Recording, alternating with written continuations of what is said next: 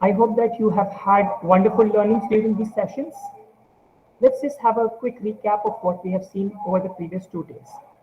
We have got introduction to artificial intelligence and machine learning, and the speakers have dwelled over supervised and unsupervised learnings. Later, we have looked for Python for AI, and there were very interesting and practical hands-on sessions that demonstrated the use of various data sets and how this machine learning techniques could be implemented using Python in Jupyter notebooks. Day 3 is yet another interesting day wherein we would be understanding more on the deep neural networks and the convolution neural networks. Today, I am here to introduce today's speaker, who is also the coordinator of this particular faculty development program, that is recent advances and real-time applications in artificial intelligence. Let me introduce you to Dr. Tanveer Jahan ma'am, who's an associate professor in Department of Computer Science and has been working with Vagdare College of Engineering for the last 16 years, who has a rich research experience and has published over 16 articles and has guided several undergraduate and postgraduate students to accomplish their degrees and their project work. Madam's research interests include databases, data warehousing and data mining, artificial intelligence and machine learning, and many more recent trends. Madam has got a varied list of achievements. Let me read it out for you. She has been a reviewer for an international conference on computational intelligence and computing applications. She has been an external reviewer of International Journal of Innovation in Computational Science and Engineering. She has received awards like Women Researcher Award, an International Scientist Award, and she's been a technical program committee member in International Conference on Computer and Technology Solution with Artificial Intelligence, London, UK. Madam has been session chair for international conferences and has received Best Presented Paper Award several times. Madam has a patent to her credit, and she has contributed to book chapters, about 5 or 6 book chapters, and she has published a book and she has authored it with other co-authors. It's a privilege to hear from her, a learned personality, and I'm sure that you would have been looking at the charismatic personality she has and the way she's organizing this everything. Over to you, ma'am. Thank you. Thank you, Salim sir, for the very good introduction. Let us start the today's session. I'll be taking the session on deep neural networks and then convolution neural network. Okay, let us start.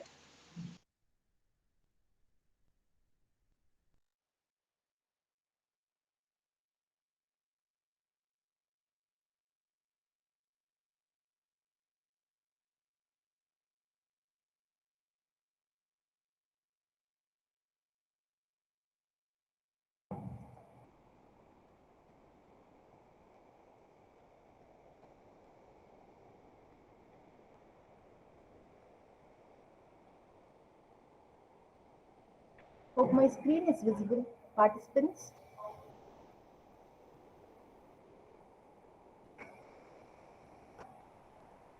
Yes, ma'am.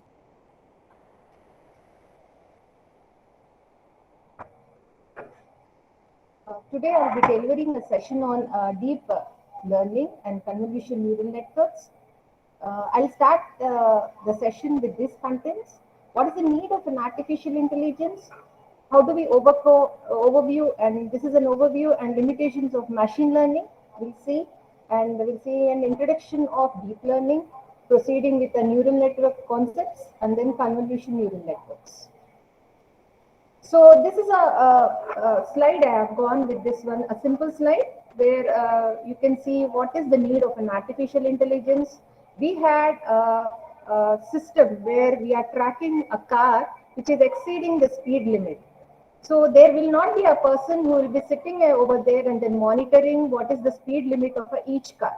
which is a tiresome for a human being to do all these ones, because we have millions of cars which are being proceeding in the road, right? So to avoid all these ones, we have gone with the initial stage of an artificial intelligence, where we have gone with a machine which will be tracking out the nameplate, number plate of each car, and then that picture is being converted into a text.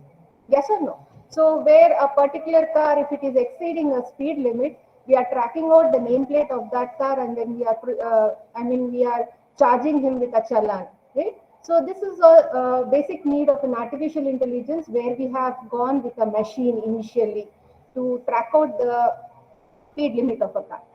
Right? So that is the need of an artificial intelligence. So in simple and words, an artificial intelligence is the capability of a machine which we want a human being. I mean, we want a human being imitate your human behavior. So an intelligent machine which will imitate a human, right? So we want such type of machine to be built on. So that is how we have gone with an artificial as an initiative step. So AI has been a study where how a human brain thinks, how a human brain learns, decide and work to try, to solve a particular problem. So that was the need of where we have gone with an artificial intelligence, and we have started building a machine that is an intelligent human behavior machines, where it can overcome all, where it can proceed with the human brain, how a human brain thinks and how a human brain learns, decide and then work. So basically, we have seen all these applications nowadays, how a speech is being recognized and how a natural language processing is being done, and how image recognitions are being done with an artificial intelligence. Speech, you can see how we can convert one language to another. Natural language processing also we have seen nowadays. Image recognition, we have seen how images are being tracked out. That is a biometric taking eye or the fingerprints. So coming to the one that is the initial part of an artificial intelligence, you can see a big a round over here. This is an artificial intelligence. We have a subset of, in the artificial intelligence, we have subsets, that is machine learning and deep learning. Right? So this is how artificial intelligence has come in its existence, and then we had a machine learning and then deep learning. So machine learning, in simple words, it is called as a subset of an artificial intelligence. Again, a deep learning is a subset of a machine learning. So this is how an evolution of a machine learning has started, and we have come with a deep learning concepts nowadays. So deep learning, coming to the deep learning concepts or machine learning concepts, let us have an overview. What is machine learning actually? Now, machine learning is a science or a technology where we are making our computers to act like a human. So how are they acting is basically we are feeding a data and an information so that they will analyze and then predict the output.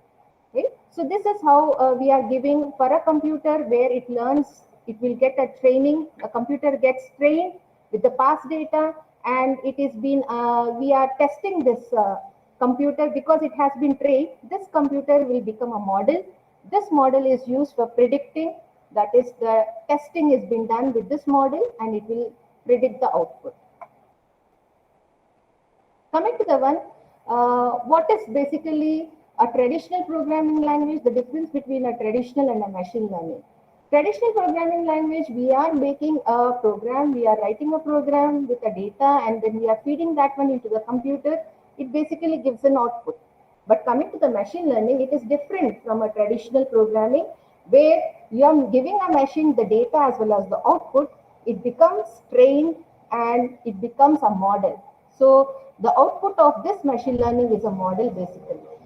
So a model is a one which is an output of your machine learning. You can see animation over here where you are a human being is been training a computer or a machine that it is an apple, and then it will be adjusting the weights, that is the features, the color of it, the shape of it, and then we are testing with another data set over here, that is a green. So now it has to predict whether it is an apple or not. So it starts its job, that is predicting it as an apple. So coming to the one, as you have seen in the previous sessions, you have different types of learning in a machine learning. that is supervised learning, reinforcement, and then unsupervised learning. So these are the three types of learnings. You also have semi-supervised also. That is a very research-oriented type of learning. Basically, the three important categories you have in a learning is a supervised, unsupervised, and then reinforcement. Having a quick look on this supervised, this is a slide I have made.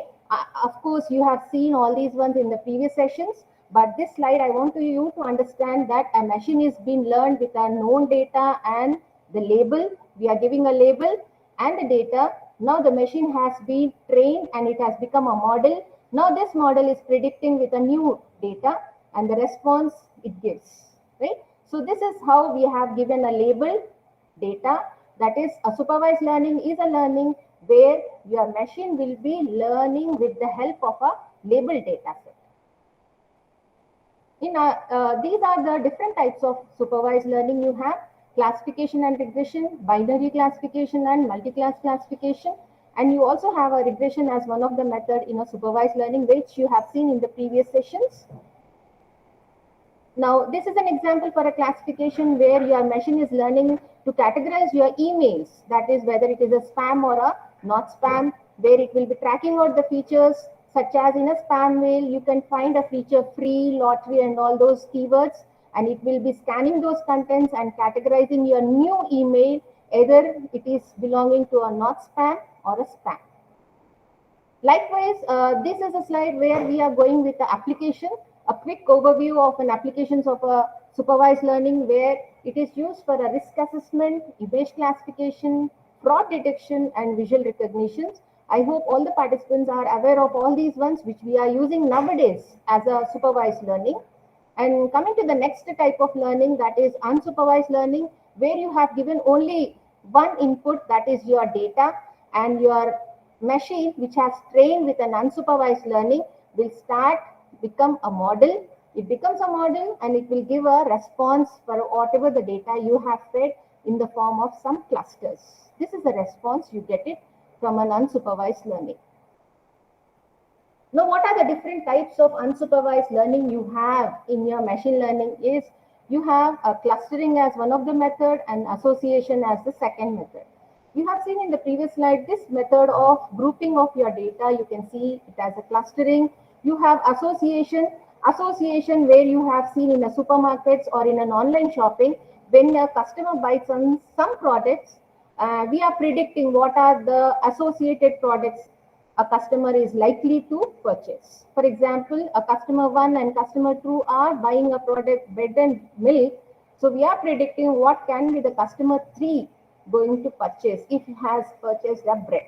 That means he is likely to purchase the milk too. So this is how we have gone with an association as one type of unsupervised learning.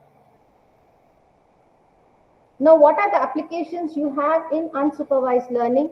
These are the applications. Nowadays, we have seen a market basket analysis, semantic clustering, and delivery store optimization, and identifying the accident-prone areas. So these are basically the most commonly used unsupervised learning applications nowadays. Now, coming to the third type of learning you have is a reinforcement learning. Reinforcement learning is a learning where you are learning from the past experiences. So you can see over here the slide where, for example, if a kid or some child, he puts his finger in the fire or he puts his finger in the front of water, what type of experience he gets. So when he puts his finger in the fire, the response is there is a burning sensation in the fire in the finger, right? So there is a penalty. He understands that it is not a good thing.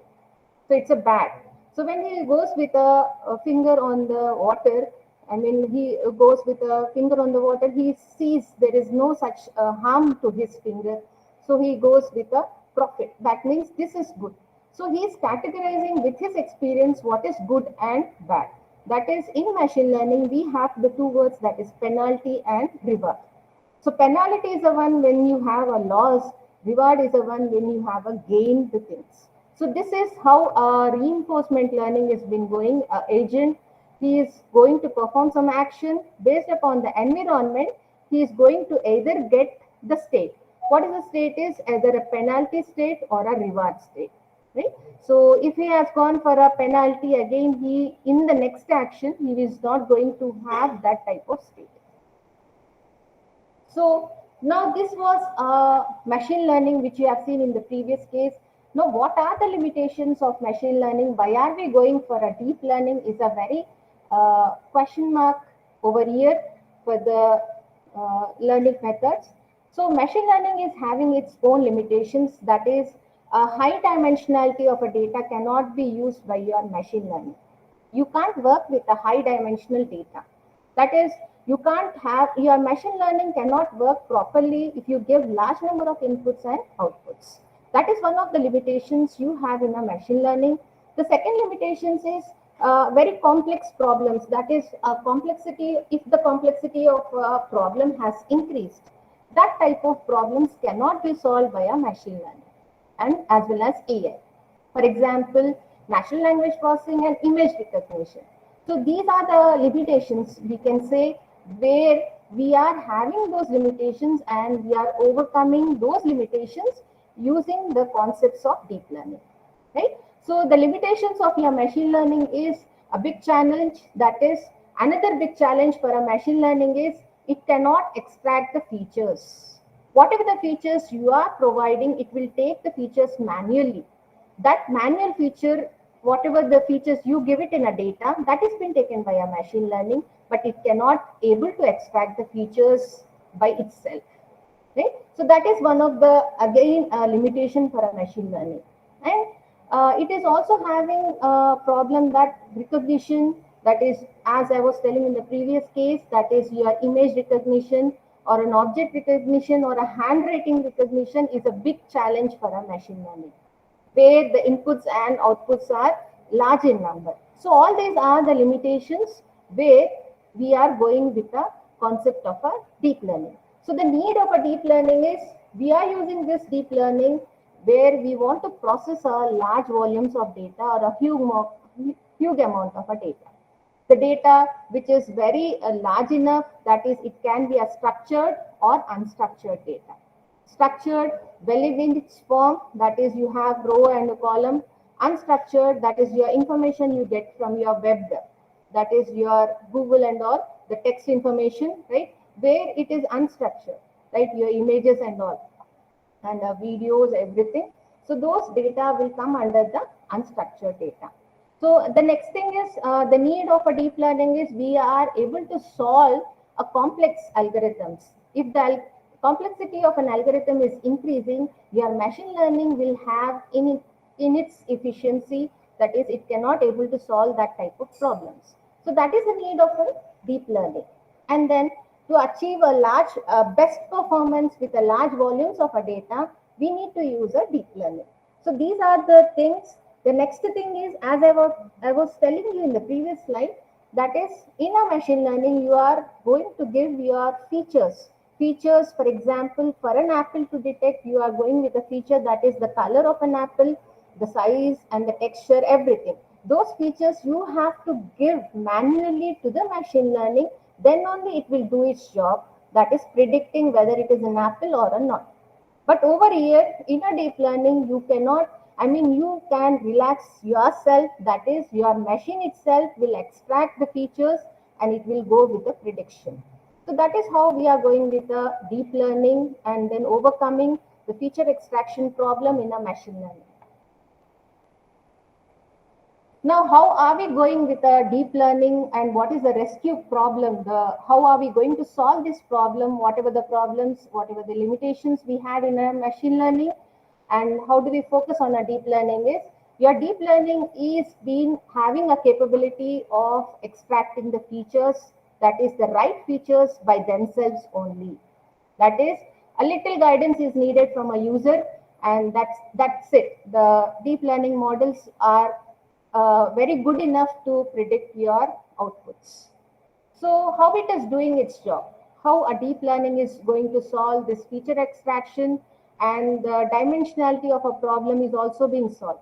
So the idea behind what is the solution for this is we are taking the help of a brain, a human brain. We are mimicking your our human brain.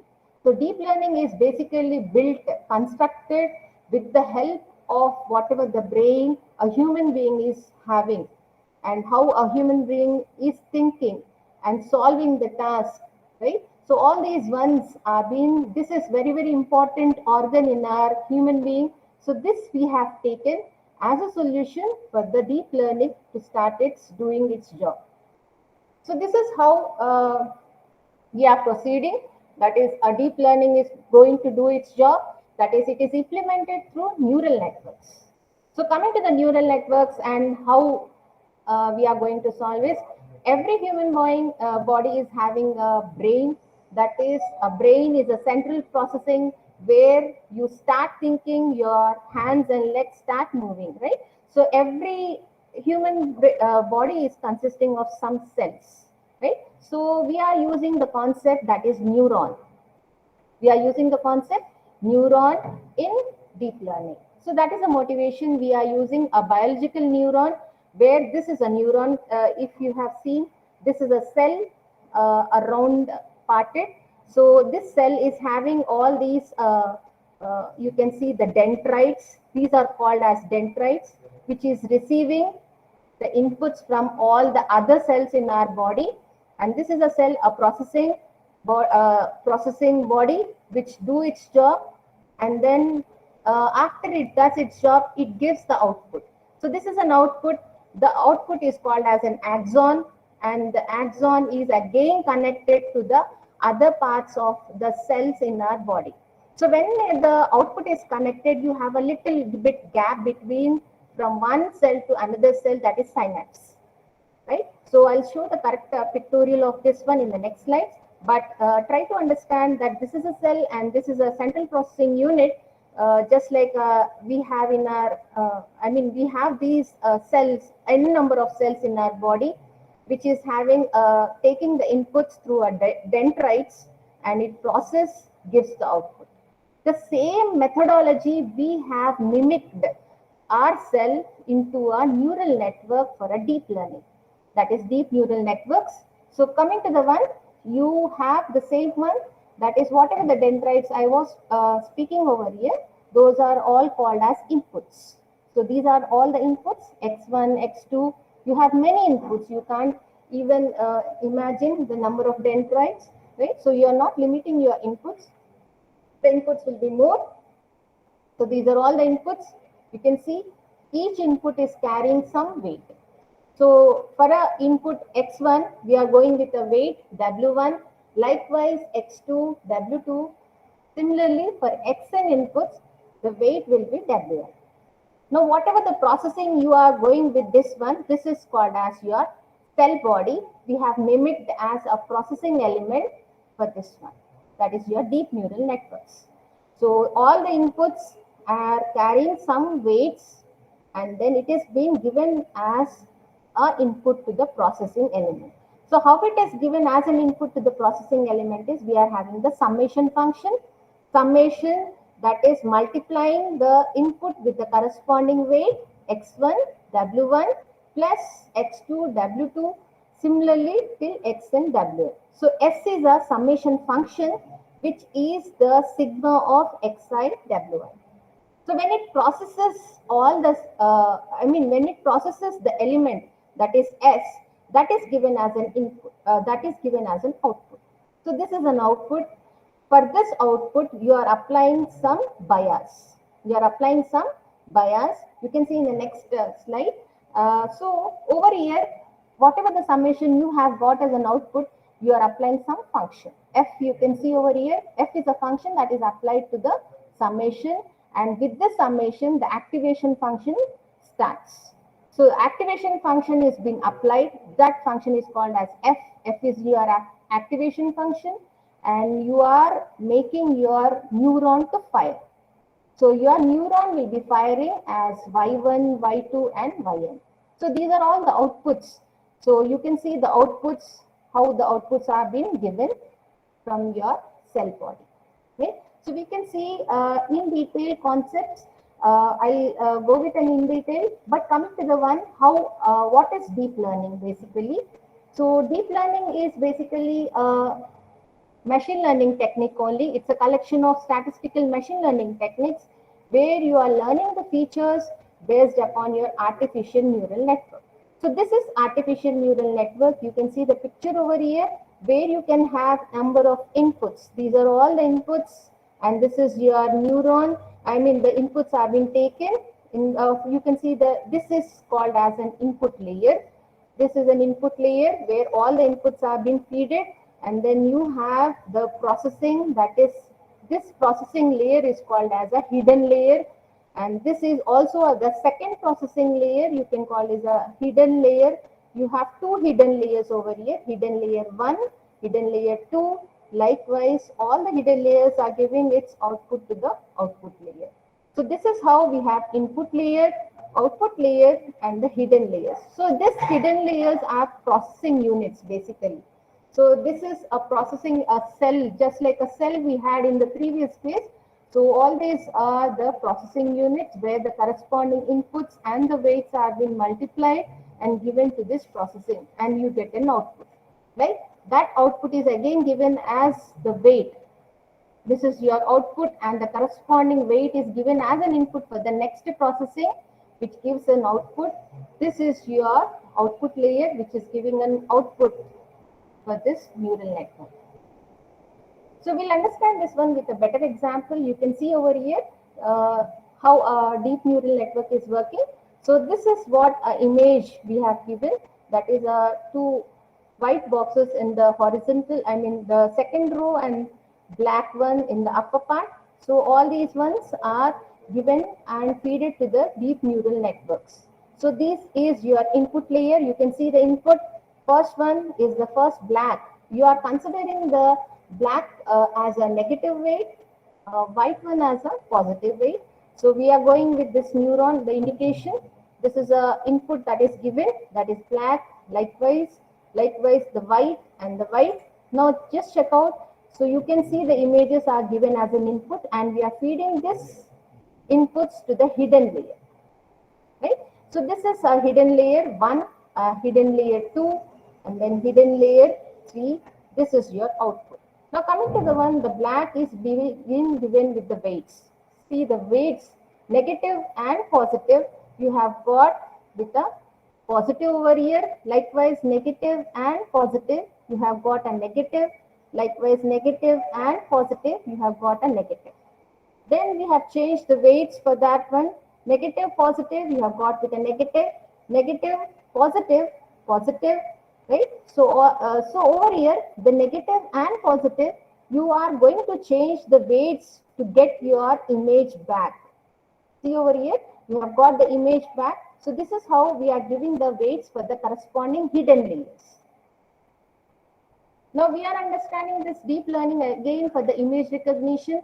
See, you can over here visualize how many input layers we have given, how many hidden layers we have given, all the images we have given as an input, where this input layer is going to extract the local features, that is face, nose, and the color. And then in the face, what are the features you can extract in a hidden layer, and in the face, what are the hidden layers. So what I want you to understand is you can, if the complexity of the problem is increasing, you have to use many hidden layers to get the corresponding output. So that is how we are going with a deep learning, that is including many hidden layers if the complexity is increasing. Now, where are we using this deep learning is we are using this deep learning in a self-driven cars where a car is being driven to avoid the accidents, right? So artificial intelligence deep learning methods are being used over here. The next one, voice control assistant. You can see a Siri app is being used in Apple users, where you can go with a voice control assistant and then automatic image caption recognition, where you want to recognize whose eyes are in the form of a blue color or a brown color. So you have to go with a automatic image caption. The next application you have is automatic machine translation, conversion of one language to another language. You can go with the machine translations. So these are the different deep learning applications you have nowadays. Coming to the concepts, that is what is deep learning and how are we going to use it? You have seen, we have from the birth seen what is the image of a dog or a cat, right? So it is very easy for a human being to recognize what is a dog and what are the features it has, and what is a cat, what are the features it has. But to make your machine to do or identify which is a cat and which is a dog, of course, if you provide the features, it will do. That is your machine learning. If you change the breed of a dog, then it will be very difficult for a machine learning to do. So for such type of things, you are going to use a deep learning where it will extract the features and then it will recognize it as a dog, even though if you change the breed of a dog. Okay? So that is how we are going with the deep learning concepts. So you can see over here where you have a machine which has been trained with the number of images of an animals.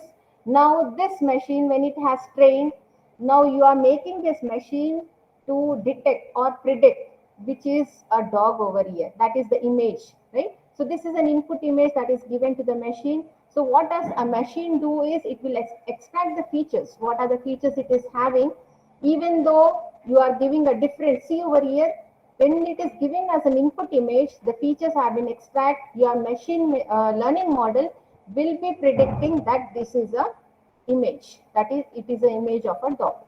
Right? So that is how we are going. But coming to the deep neural network, see over here, you can see over here, this is a breed that is not present over in this pic, right? Whatever the pictures we have seen over here, whatever the output, I mean the image we have given for the prediction, you are not able to see this image in this set of images.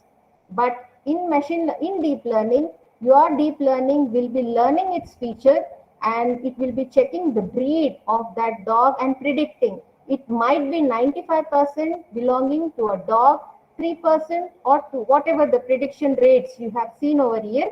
With this predictions, in this among this prediction percentage, which is the highest one, the 95%, which has been saying that it belongs to the breed of a dog. So this is how a deep learning will be extracting the features by itself and makes your machine, algorithm learn itself and predict the object according to the percentage, whatever the percentage it has extracted the features. According to the largest percentage, whatever the features it has extracted, it will basically predict what type of object it is. Now coming to the one, previously we have seen how a deep learning is working and how it is doing its job, and that is predicting the model over here. So it is being inspired from the human brain and it is mimicking a human brain. So in detail, this is a slide which is showing what is a dendrite, what is a cell body, what is an axon. These are the three things which are very important to understand the neuron. So this is a neuron, the processing of a neuron, which has been taken as a mimic for deep learning concepts. So all these inputs, whatever the inputs that have been given to the cell, these are called dendrites, the processing as a cell body. The output from the cell body is called as axon, right? So this is how we are going with the neural network concepts in a deep learning. Now, whatever the outputs you have got, we have a gap over here. This is called as a synapse. So the 3-4 things you need to understand: what is a dendrite, what is a cell body, what is an axon, and what is a synapse. So all these ones are being used in our neural network concepts to use your deep learning. Okay? So what is a basically why do we need this artificial neuron? For example, you had a data set where this is a data set which is being related to the identification of a flowers. So what features you have for the data set for identification of a flowers is sepal length, sepal width, petal length, and then petal width.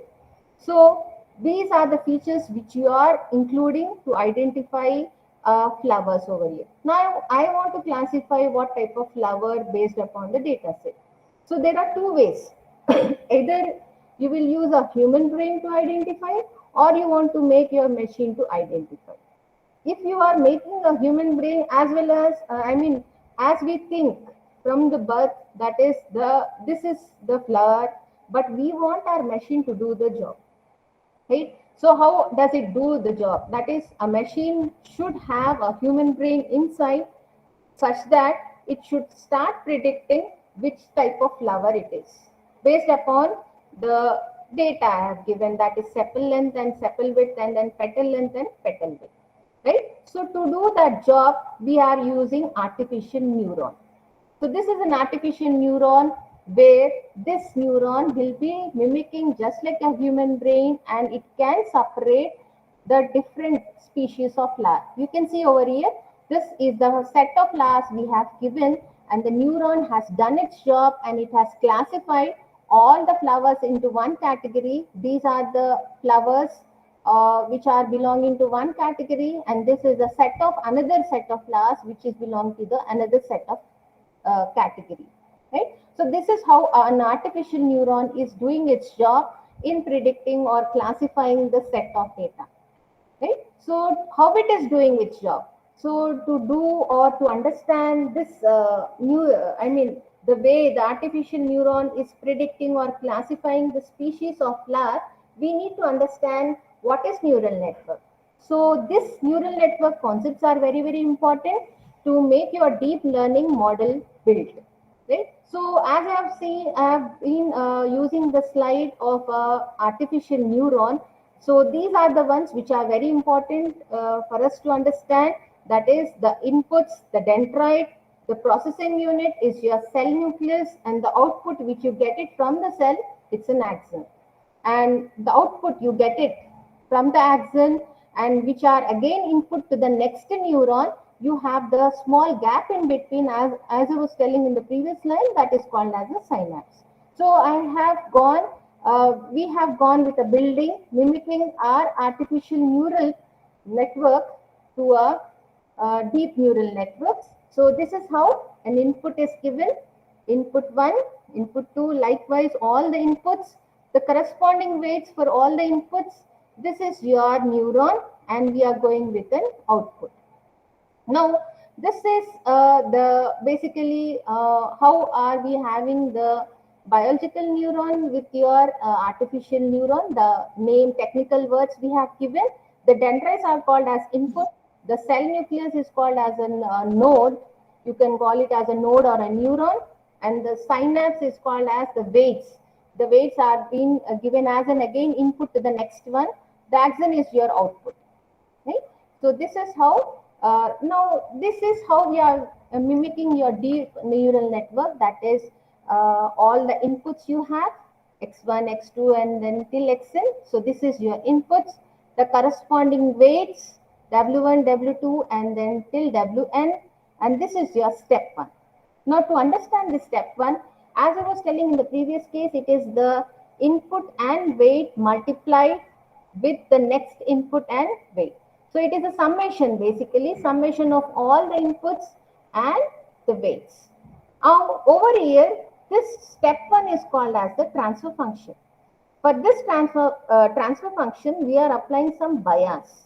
So a bias is a one which we are applying as a threshold. So this bias is the one which can be defined by the user, where you can add the bias to this summation function, that is your transfer function. So this one is given as an input for the next step, that is your activation function. Now this activation function is a step 2, where you are basically firing your neuron. Based upon the activation function you use, you have many activation functions, we'll see in the next slides, but many activation functions are there. Whatever the activation function you are using, that activation function is used and make your neuron to fire as your output. So this is your output Y. Your output will be either 0 or 1. Okay? So this is how we get your neural network working for your deep learning, right? So this is your all the inputs, the corresponding weights, the summation function along with the bias giving to the step 2, where you are applying the activation function. The activation function decides whether the neuron is fired or not. If you are going with the fire, it will be 1, otherwise it will go with a 0. Now coming to the one in the previous case, as I was speaking, this is very easy, where you can go with the summation function where you get your inputs and the weights.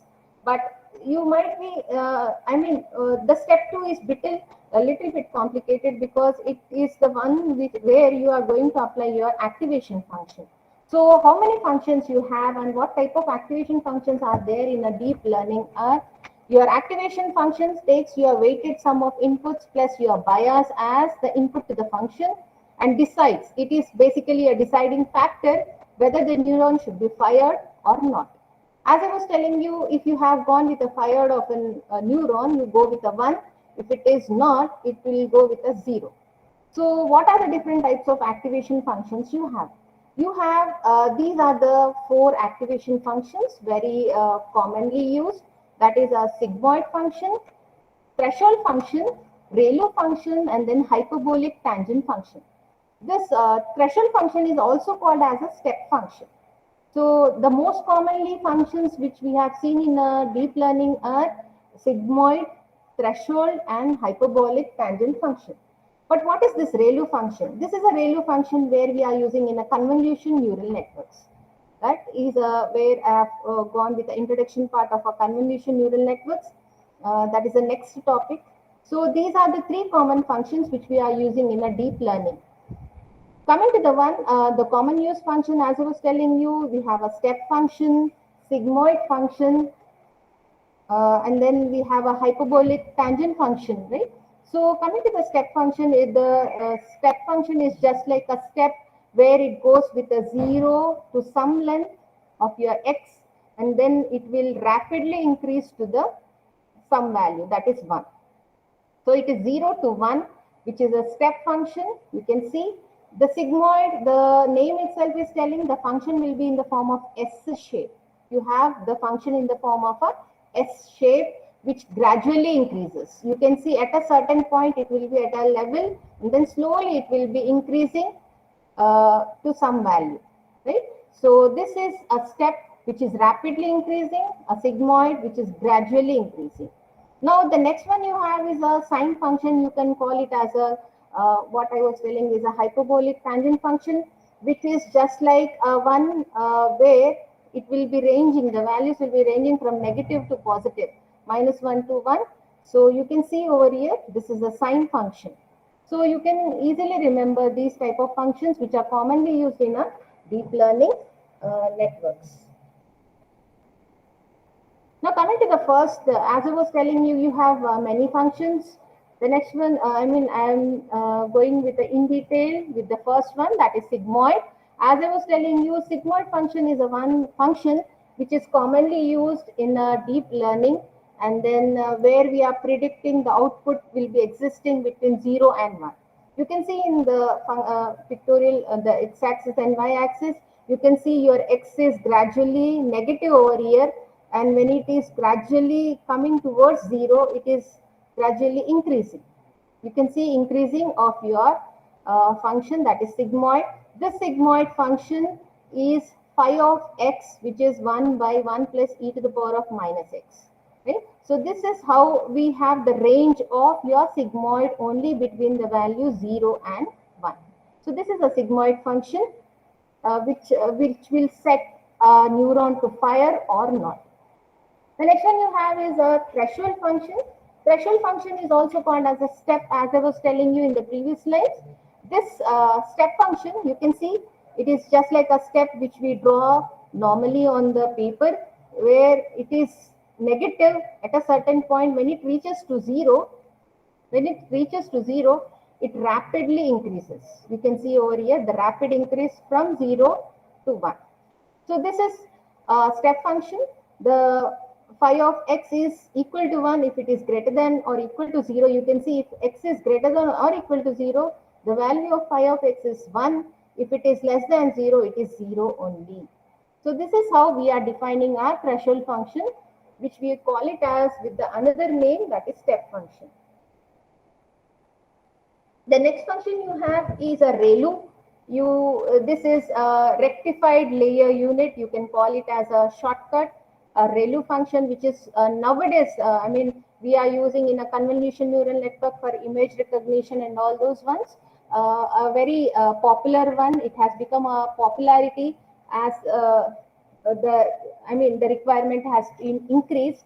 So this activation function, where the activation function you can see over here, it is the value of your x is 0 and the y will be the same. It will be y also becomes a 0, but when the x value is increasing, your y will be the as it is. So if your x value is 1, your y also becomes 1, otherwise 0. Once again, I repeat, your x is greater than 0, then x and y are equal. If it is less than 0, you have your y. Okay, so this is your ReLU function. The next one you have is a hyperbolic tangent function. Hyperbolic tangent function is similar to your sigmoid function. You can see the sigmoid function is similar to your hyperbolic tangent function, which is S in shape, but you have the range of this hyperbolic tangent function. The range is -1 and 1. So you can see the value of your x is going with a -1. Then when it reaches 0, it is gradually increasing. Your y is gradually increasing when it reaches 0. Right? So this hyperbolic tangent function, the range -1 to 1, and it is phi of x, which is 1 minus e to the power of -2x plus, divided by 1 plus e to the power of -2x. So this is equation of a hyperbolic tangent function, and the range of it is -1 and 1. Now coming to the one we have seen in the previous case, we didn't apply the activation function in the diagrams over in the previous slides. Now coming to the one we are applying an activation function to our neural network. You can see the inputs. This is your input 1, 2, and then n number of inputs are being given. This is your input layer. So this is an input layer which consists of or collection of all the inputs and the corresponding weights that are associated for all the inputs.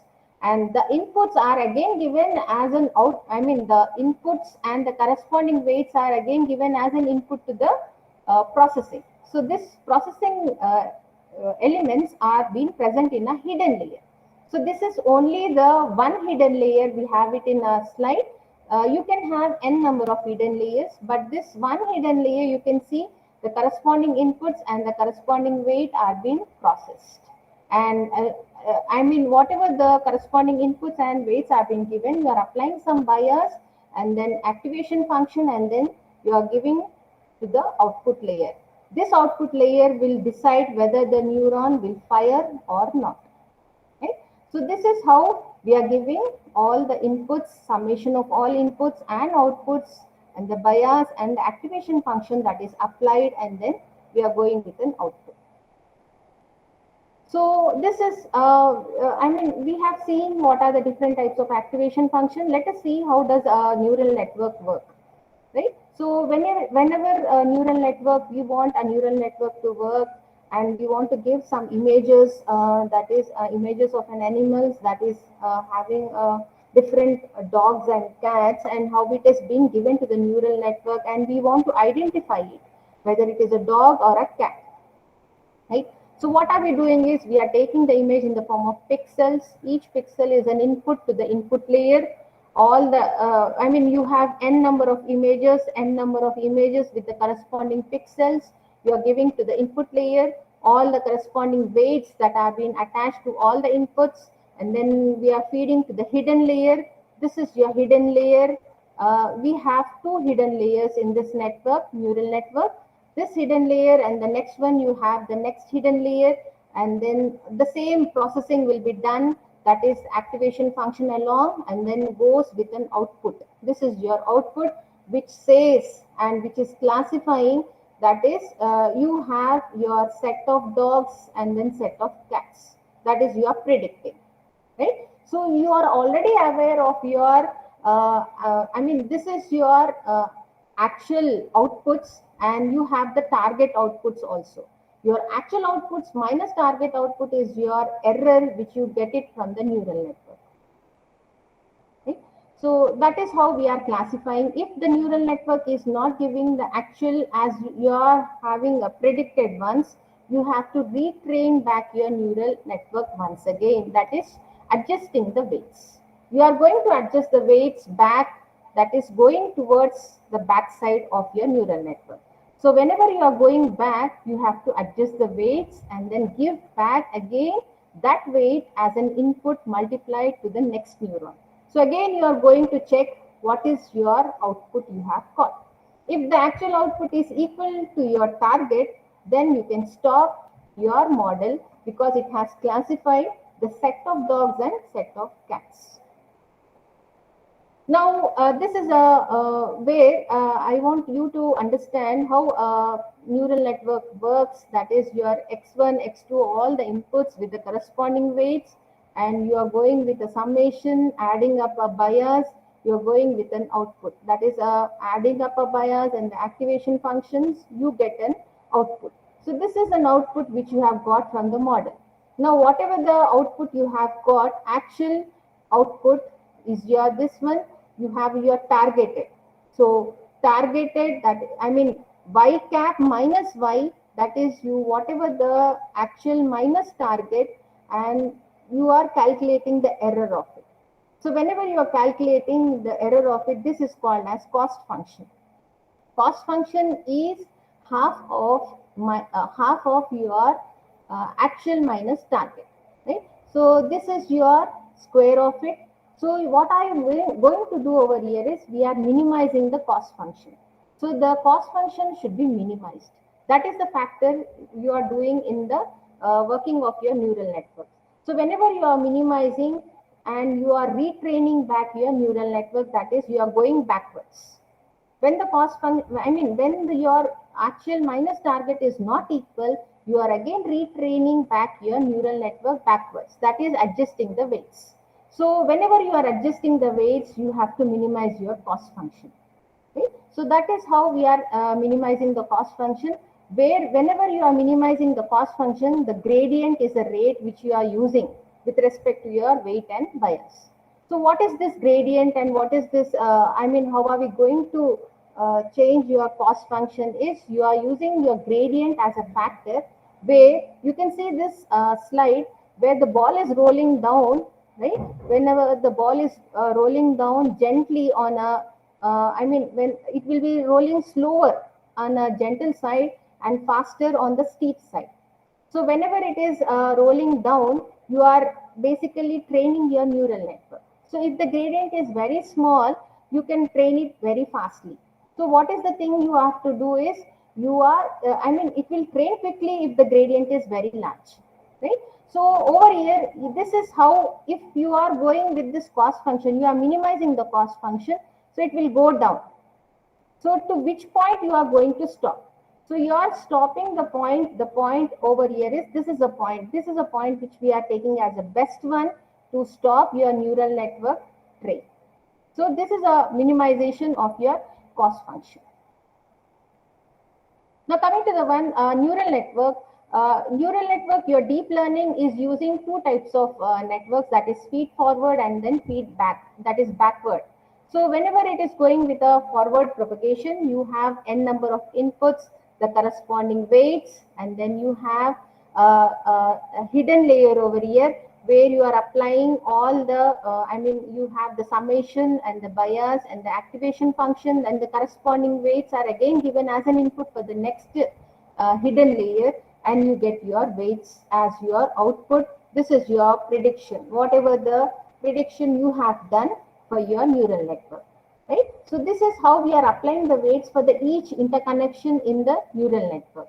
And then whatever you have given, it is in the single training you have given initially. Whenever you are training a network, it is called as a forward propagation. You are moving from input layer to an output layer.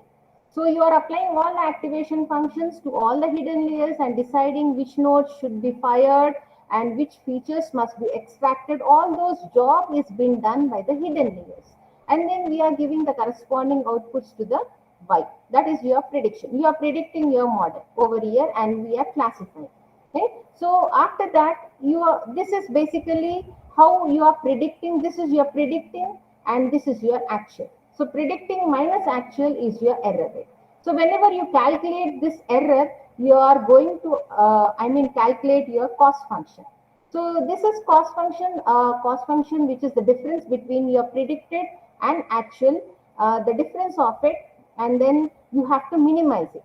So in the case of minimization, you are going backwards. So we are moving back. Whenever you are moving back, we have to adjust the weights. So this is the adjustment of the weights where the back propagation starts. That is, you are adjusting the weights and the bias according to our requirement, because our predicted is not equal to the actual output. So in this situation, you have to go with a backward. So you have a feed forward and feed back. That is your neural network, how it starts its training of particular images to improve its efficiency. That is minimizing its cost function. So this is again the same one where you are after you have gone with a back propagation, again we are going with a forward, that is with the new weights. The new weights are being adjusted, and then we are again going to predict your model, that is your Y.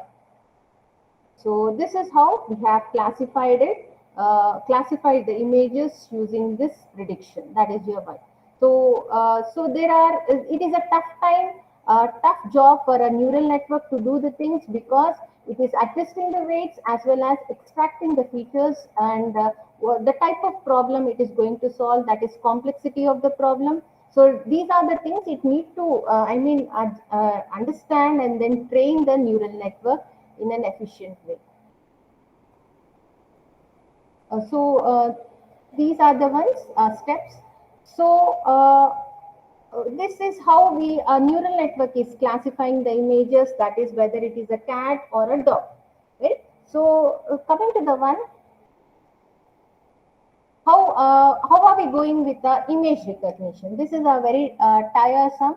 Previously, we have seen how the neural network is doing the job, but over here we'll see how a deep learning is recognizing the objects in an image, right? So whenever it is recognizing, for example, you have an image, you have to detect the object, right? Recognize the object in an image, right? So how it is doing its job? That is a very, complicated issue for a deep learning to do this thing. So how it is doing? So we are using a convolution neural network over here. So this type of network is used for recognizing images for a deep learning, right? So this is an image which we have seen, and in this image you can see a bird over here. So how a bird is being recognized in an image? This is a job of a deep learning now. Now we are taking this image in the form of a pixels in an input layer. So this is your input layer where all image has been taken as a pixels and feed it as an input to the input layer. Now you have a hidden layer. The processing unit is called as a hidden layer.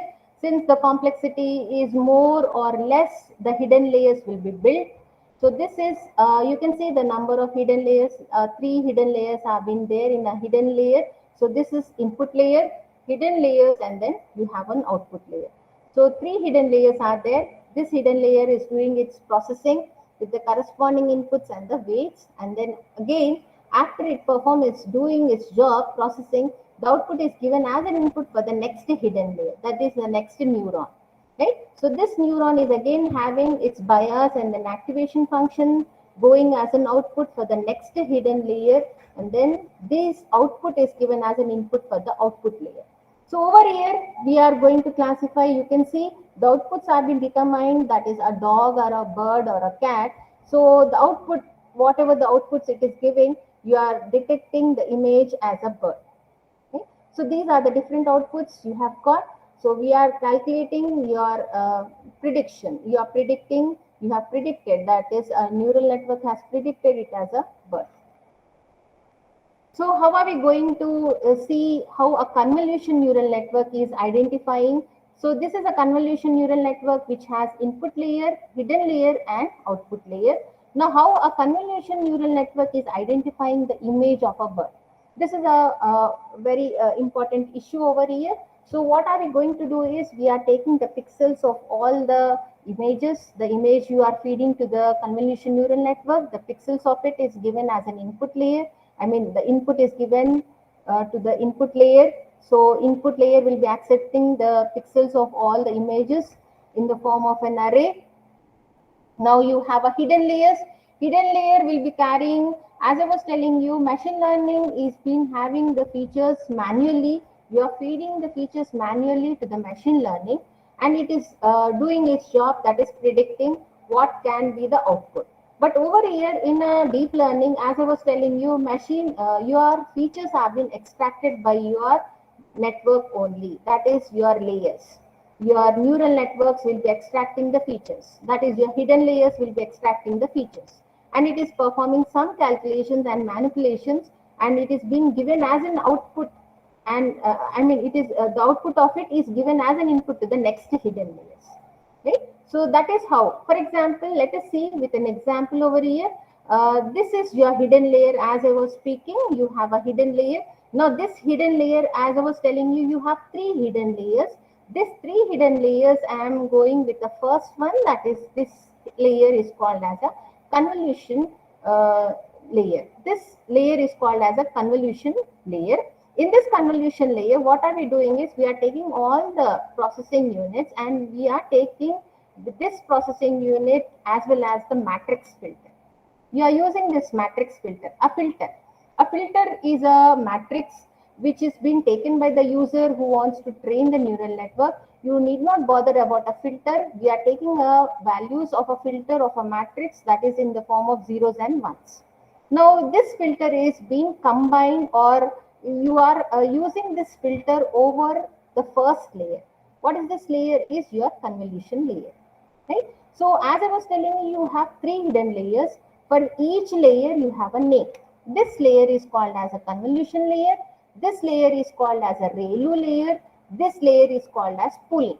So there are 3 things that have been done in a convolution network to identify any image, right? Any image in the convolution neural network. So whatever the image you are giving, that will be the input in the form of pixels, and you are using 3 layers. 3 layers in a hidden. One of the layer is convolution, ReLU, and pooling layer. So these are the ones which are being basically used in convolution neural network to perform feature extraction. So these layers are very, very helpful for extracting the features where it is not possible in a machine learning. So this is how a deep learning is using to recognize the images to recognize an object in an image, right? So these layers are very, very helpful for extracting the features. That is convolution layer, ReLU layer, and then pooling. So I am speaking about the first one, that is convolution layer. So in this convolution layer, we are using a matrix filter which is applied on this layer. Now how it is applied on this layer, we'll see in detail in the next slides. But coming to the next layer, as I was speaking in the previous case, the first one is called as convolution. Second layer is called as a ReLU layer. Now in this ReLU, you have seen in the previous slides, ReLU is one of an activation function. Rectified layer unit, you can go with a shortcut, that is ReLU. Rectified layer unit is called as a ReLU. This is an activation function that is applied, which you have seen in the previous slides. That is your second hidden layer. Now, as I have told, the ReLU layer, the ReLU function, if I go back to my previous slides, ReLU is an activation function, one of an activation function, where your phi of x will be max of x comma 0. So your y value will be equivalent to x. Otherwise, it will be 0. So this is how we have an activation function ReLU using in a convolution neural network.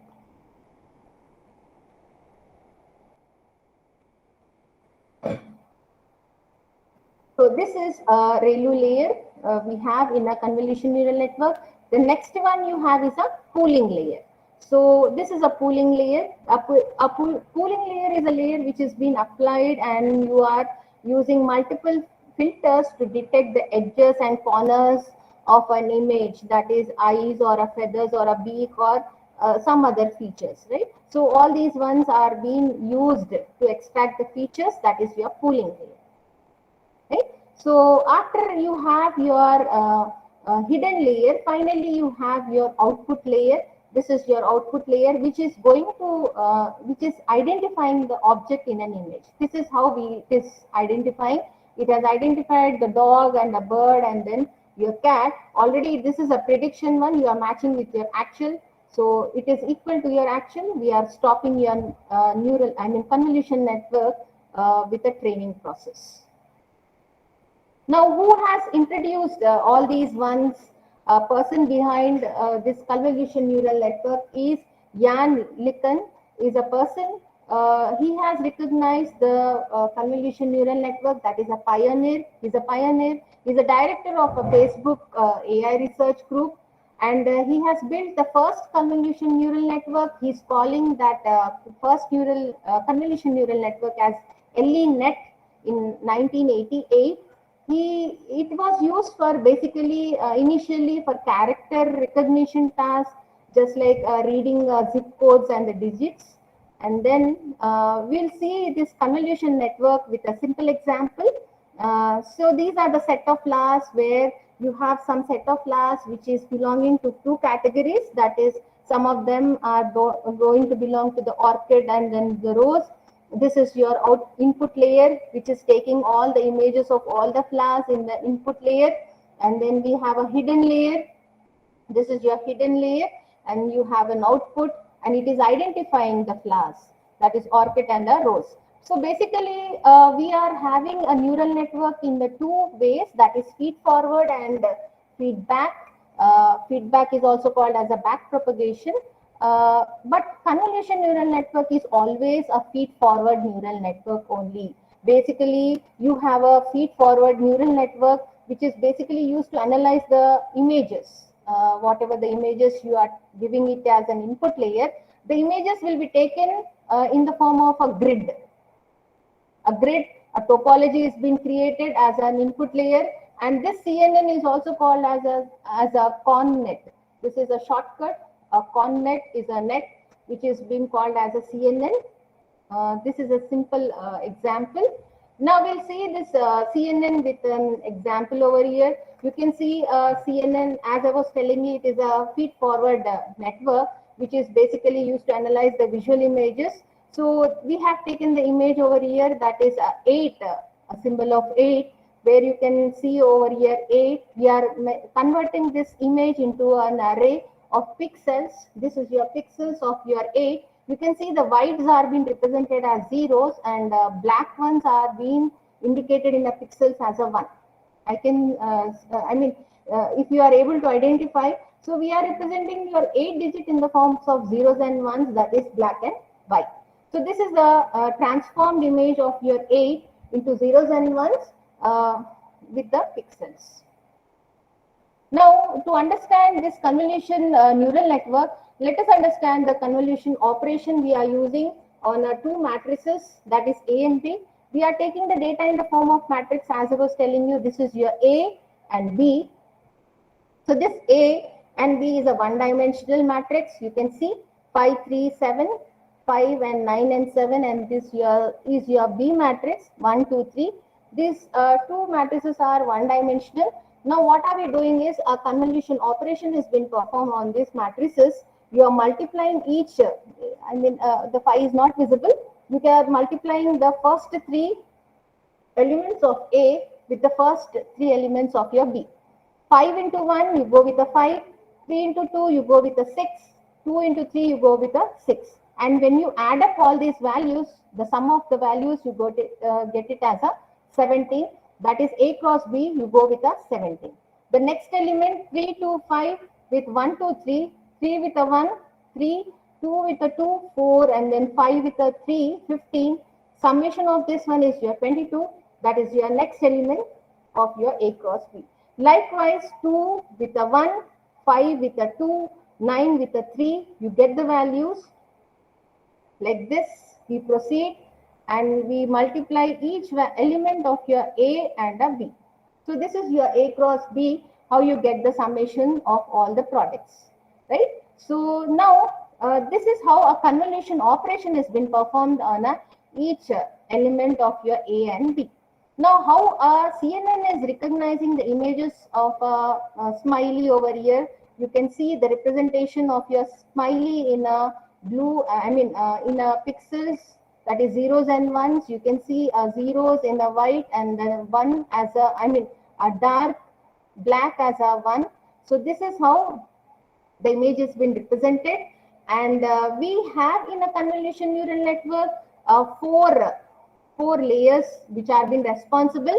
You are going with hidden, as I was speaking in the last slides, convolution layer, ReLU layer, pooling layer, and then fully connected layer. So this is how we have four layers in a CNN: convolution, ReLU, pooling, and then fully connected layer. Now, how a convolution layer is performing and what type of filters it is performing, as we have seen in the initial slides, that is, we have seen in the beginning, this is your convolution, which is your applying with a matrix filter. So, how are we going to use that matrix filter? So, this is your image, for example, the image which is being used in the form of pixels, in the form of zeros and ones, and we have a filter over here. We are sliding a filter on these images. For example, we have slided over a filter on these images. So whenever we are sliding 1 into 1, 0 and 0. So 1 plus the next column and the next column of your filter. That is 0 and then 1 plus 0. Right? The next one, 1 into 1, 1, 0 and 1. So when you add up all these values, you get a value called as a 4. This is called as a convolved feature from your convolution layer. This is how image pixels are being slided with your filter matrix. This is a filter matrix. You need not bother what is a filter matrix over here. You can take it depending upon the user, where you can slide it on the images and get the convolved feature over here. Right? So this convolved feature matrix will be the same as your matrix filter. So we get all those values corresponding. We are sliding all the values with the filter and then get the values. So all the values you will get it as a convolved feature. I didn't fill the values. You will get all the values. And coming to this is your convolution layer. Coming to the next layer you have is a ReLU layer. So as I was telling, a ReLU layer is being depending upon the ReLU function which we have used, that is activation function.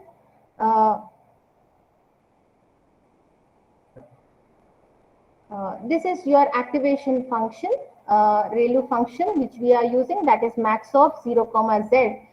Z is equivalent to your x. So your max, the value of your x will be equivalent to your y.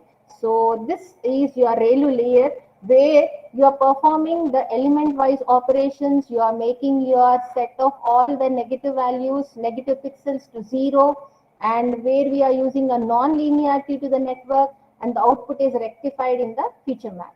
So the output, whatever the output you get it from the ReLU layer, it is called as a rectified feature map. So this rectified feature map is a one which you get it as an output from the ReLU function. So this is how the input is being taken, and the feature map, you are scanning your real images, whatever the convolution you have applied, and the ReLU layers are locating all the features, and then this is how input feature is being mapped, and you get a rectified feature map over here. So this rectified feature map is being given to the pooling layer. So this is your rectified feature map you have got from the ReLU layer. So this rectified feature map, you are going to give it to the pooling layer. This pooling layer is a layer which is using a pooling layer is using a max pooling function. This pooling layer is using a max pooling function with a 2x2 filters. So can you see the colors over here? So this is your feature map, and this is 2x2 filter we are using.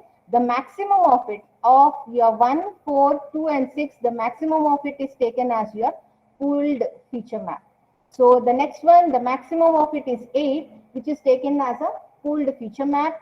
The next one, the maximum of it is taken as a for the next dimension of your pooled feature map. Likewise, the 7. So you get your pooled feature map as 6, 8, 4, and 7.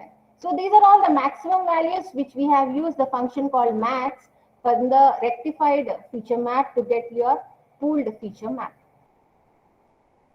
So this is your pooling layer which is using from the rectified feature map, you are going to get your max pool. This is your max pool which is going to identify basically the different parts of the images like edges and then the corners and the body, and the body which are being very useful to identify the image, the feathers, the eyes and the beak, etc. Whatever that is there in the rectified images, the maximum of it has been taken, and then it is identified in all those all those values as your pooling layer. And then these features have been identified, and then what are we going to do is we are going with the flattening. So whatever the data you have got from the pooled feature map, that is 6, 8, 7, we are flattening it into a a vector. This is a vector that you get it from your pooled feature map. That is a vector of one dimension, that is 6, 8, and 4, 7.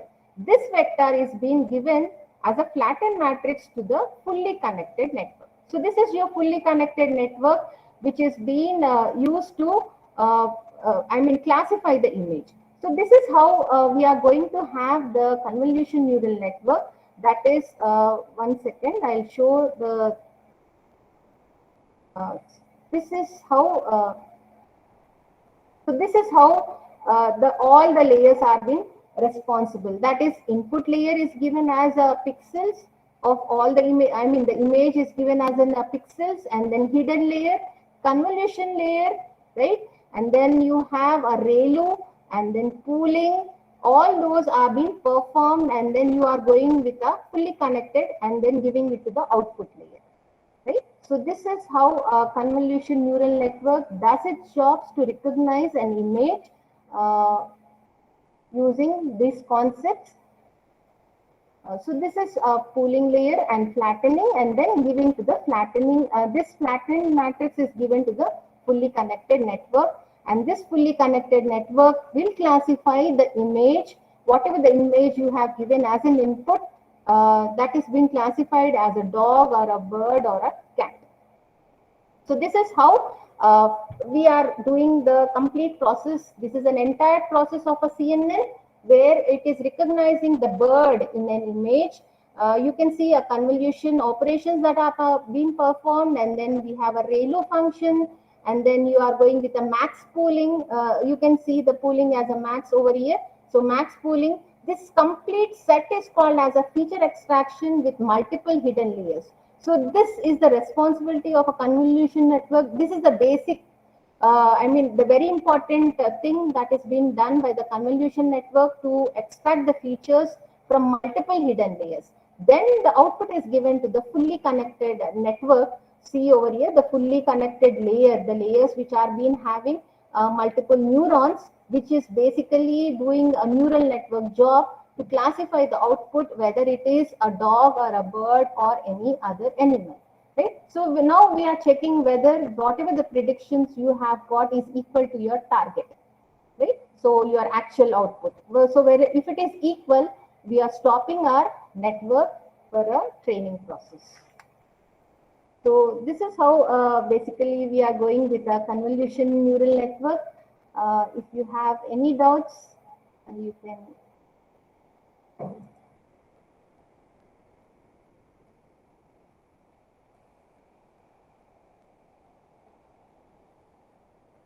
Yes, Shipra Jain has asked me,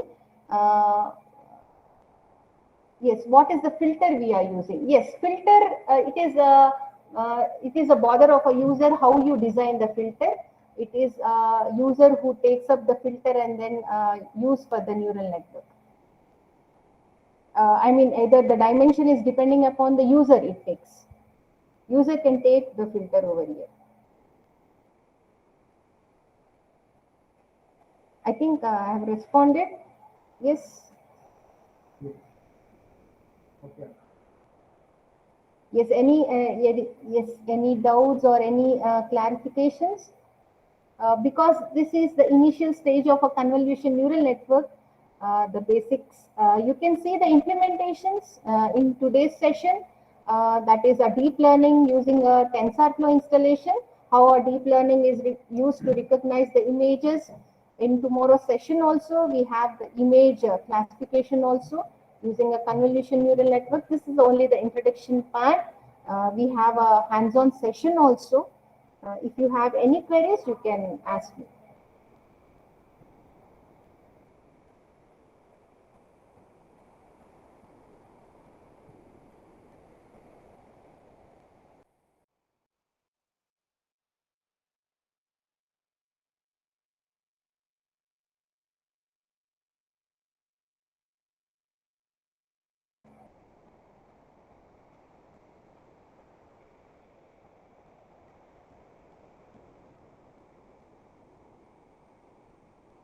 If there are no queries, we'll stop the session.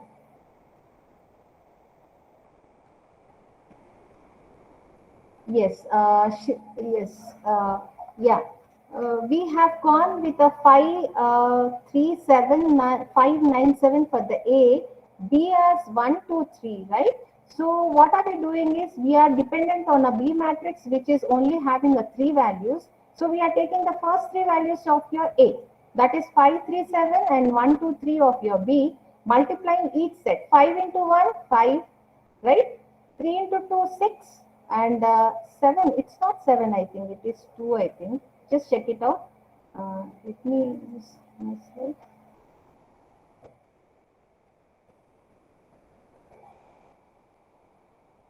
Whatever it is, we are going to multiply. I think it is 5, 3, 2.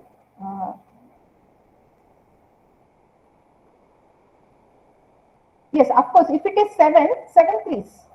Yes, 7 threes, 21. Did you understand? Yes. Okay. In my example, I have taken it as a 2, 2 cross 3. So it is 6 over here. That's why it is 566. It is you might have seen this one as a wrong one. It is 5, it is 2 actually. Okay. Of course, if it is 7, it will become 21. Right.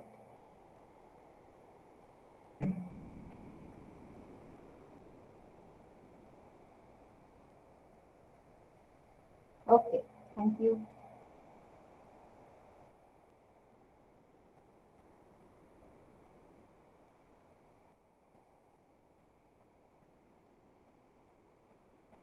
Thank you, ma'am.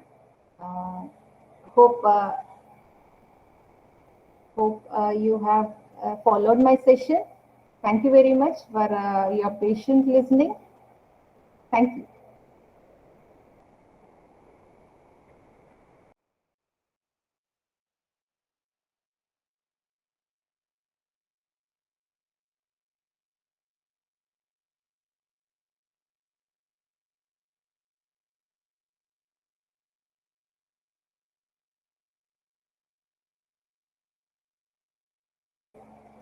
Participants, if you have any doubts, you can contact Madam right now. Madam is available. Any doubts, please? Any clarifications you require, you can ask.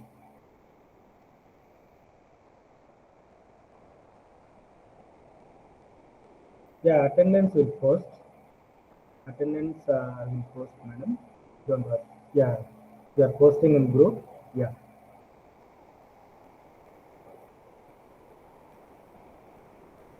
Okay.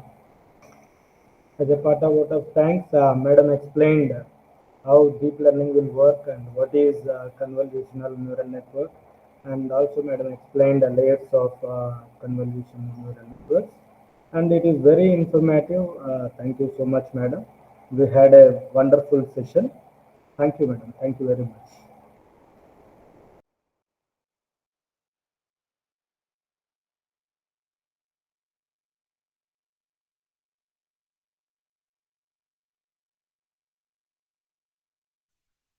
Thank you, sir.